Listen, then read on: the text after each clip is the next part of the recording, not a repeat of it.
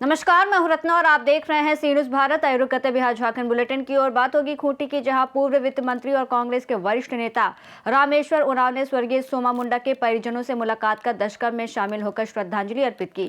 साथ ही बात होगी रोहतास के, जहां सासाराम रेलवे स्टेशन पर नेताजी एक्सप्रेस से लावारिस हालत में 11 बोरियों में बंद 311 कछुए बरामद किए गए। तमाम खबरों पर विस्तार से चर्चा करेंगे। कैमूर जिले के नुआ प्रखंड के 10+2 उच्च विद्यालय स्टेडियम में आयोजित अंतर्राज्यीय फुटबॉल टूर्नामेंट में मनिया गाजीपुर ने मोहम्मदाबाद गाजीपुर को कड़े मुकाबले में 2-1 से हराया। मैच की शुरुआत राष्ट्रगान से हुई और दोनों टीमों ने दर्शकों का दिल जीतने वाला प्रदर्शन किया। पहले हाफ में दोनों टीमों ने एक-एक गोल दागकर बराबरी बनाई, जबकि दूसरे हाफ में अंतिम दौर में मनिया की टीम ने निर्णायक गोल कर जीत अपने नाम की। मौके पर नुआ मुखिया प्रतिनिधि द्वारिका प्रसाद, पूर्व जिला परिषद हारून अंसारी, नुआ थाने के एसआई लाल बाबू शाहनी सहित कई गणमान्य लोग मौजूद थे। उद्घोषक घनश्याम गोस्वामी और रेफरी अंकित सिंह रहे। आयोजक श्यामजी श्रीवास्तव, सचिव पिंटर जायसवाल और कोषाध्यक्ष आफ्ताब आलम सक्रिय भूमिका में रहे। कैमूर से सी न्यूज संवाददाता नमो नारायण चतुर्वेदी की रिपोर्ट। कैमूर जिले के नुआ प्रखंड में जिला प्रोग्राम पदाधिकारी और आईसीडीएस सह नोडल पदाधिकारी मिशन शक्ति महिला और बाल विकास निगम के नेतृत्व में ग्राम पजराव और कस्तूरबा गांधी आवासीय बालिका विद्यालय में बेटी बचाओ बेटी पढ़ाओ योजना के अंतर्गत बाल विवाह रोकथाम जागरूकता कार्यक्रम आयोजित किया गया। कार्यक्रम में विद्यालय के शिक्षक और शिक्षिकाएं मौजूद रही और छात्राओं को बाल विवाह के दुष्परिणाम, कानूनी प्रावधान और सामाजिक प्रभावों की जानकारी बैनर, हैंडबिल और अन्य सामग्री के माध्यम से दी गई। छात्राएं उत्साहपूर्वक सहभागिता करती रहीं और संवादात्मक सत्रों में सक्रिय रहीं। ये 100 दिवसीय जागरूकता कार्यक्रम समाज में बाल विवाह जैसी कुप्रथा के उन्मूलन और बालिकाओं के अधिकार, शिक्षा और सशक्तिकरण को बढ़ावा देने के उद्देश्य से निरंतर आयोजित किया जा रहा है। कैमूर से सी न्यूज संवाददाता नमो नारायण चतुर्वेदी की रिपोर्ट। कैमूर जिले के रामपुर प्रखंड के करमचट थाना क्षेत्र अंतर्गत धव पोखर गांव में अज्ञात चोरों ने सेंधमारी का लाखों रुपए के आभूषण और नकदी की चोरी कर दी। यह घटना गांव निवासी जवाहिर पांडे के घर हुई। जवाहिर पांडे ने बताया कि शनिवार सुबह करीब 5 बजे उन्हें चोरी की जानकारी मिली।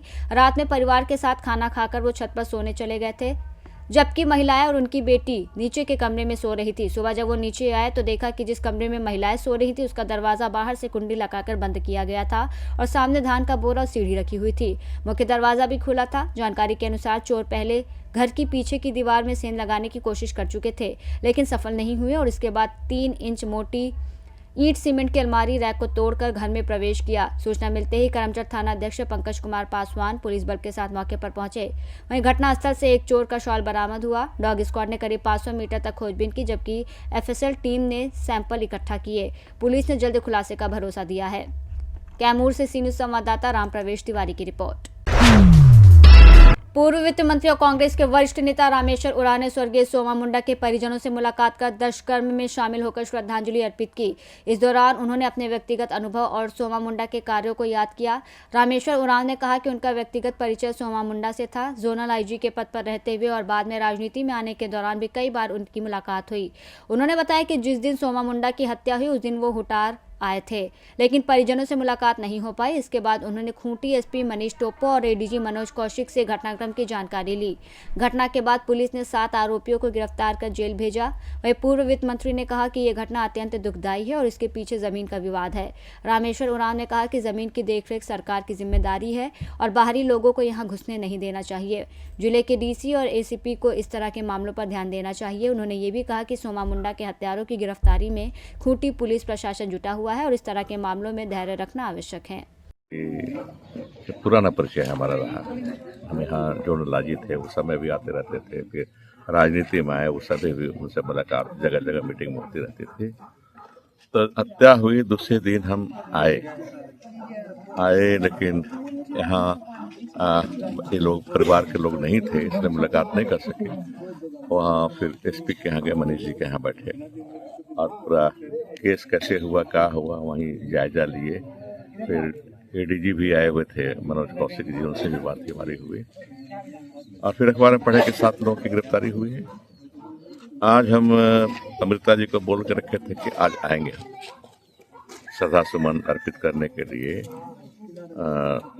सोमा जी को आएंगे हम, इसलिए आए हुए हैं।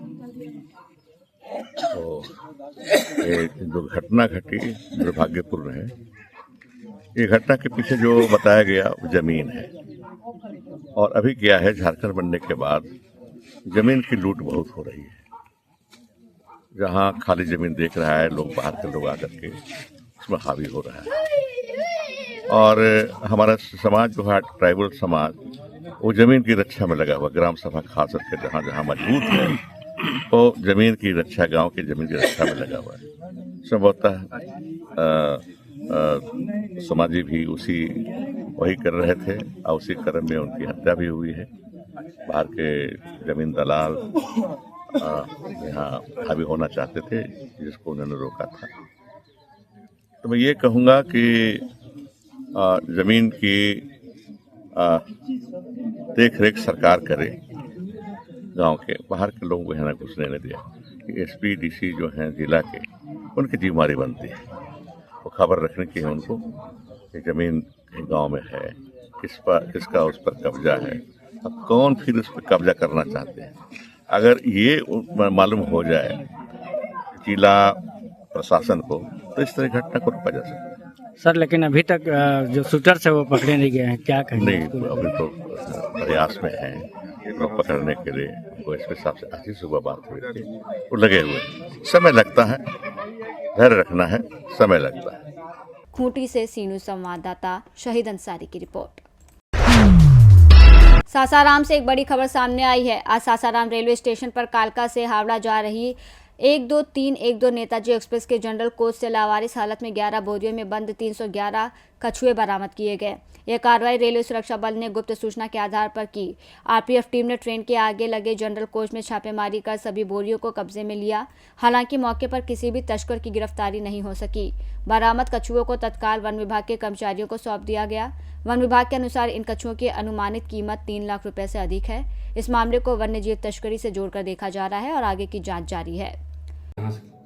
ये हम लोग को सूचना मिला था कि गाड़ी संख्या 12312 कालका मेल जो कालका से हावड़ा जाती है, उसके आगे का जनरल कोच में कुछ बोरों में जो है जिंदा कछुआ है जो अवैध तरीके से ले आया जा रहा है।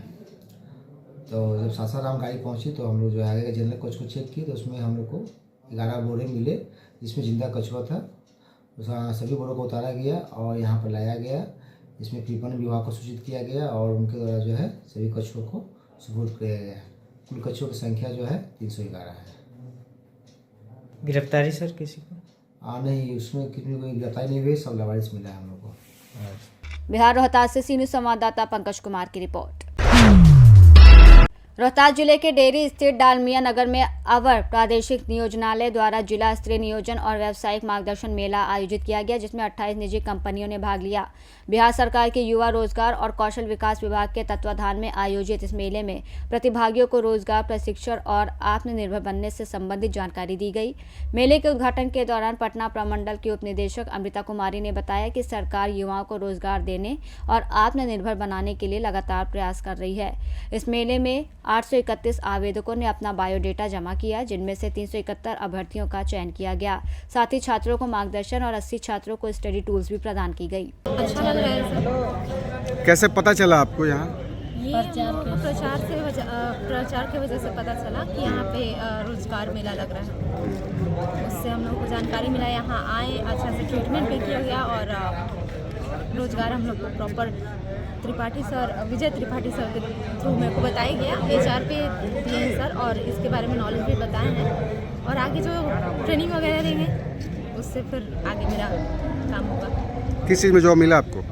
HR में सर महादेव हेमंत विजय।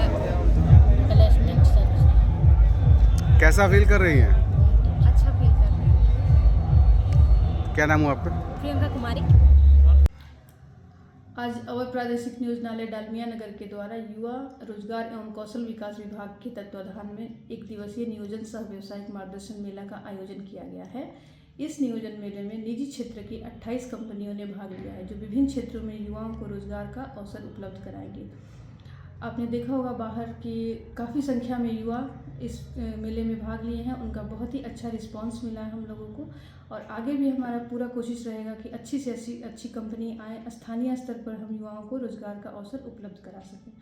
इसके अतिरिक्त युवाओं को जो युवा प्रतियोगी परीक्षा की तैयारी करते हैं अथवा स्वरोजगार करना चाहते हैं उनके लिए हमारे यहाँ 2 योजना है। एक स्टडी किट योजना है जिसके तहत हम युवाओं को 5,000 तक का पुस्तक निःशुल्क उपलब्ध कराते हैं स्टडी किट के रूप में, एवं जो युवा प्रशिक्षण प्राप्त हैं एवं स्वरोजगार करना चाहते हैं उन लोगों के लिए हम लोग स्वरोजगार उन लोगों के लिए 15,000 तक का टूल किट उपलब्ध कराया जाता है। आज इस नियोजन मेले में भी 40 युवाओं को टूल किट एवं 80 युवाओं को स्टडी किट उपलब्ध कराया गया है। इसके अतिरिक्त हर जिला नियोजनालय या और प्रादेशिक नियोजनालय में एक CIC चलता है जो बहुत ही उन्नत लाइब्रेरी है, जहां युवा आकर 10 से 5 के बीच में बैठकर पढ़ते हैं, जहां निःशुल्क उन्हें 8 से 10 समाचार पत्र एवं प्रतियोगी पत्रिकाएं उपलब्ध कराई जाती हैं। रोहतास से सीनू संवाददाता पंकज कुमार की रिपोर्ट।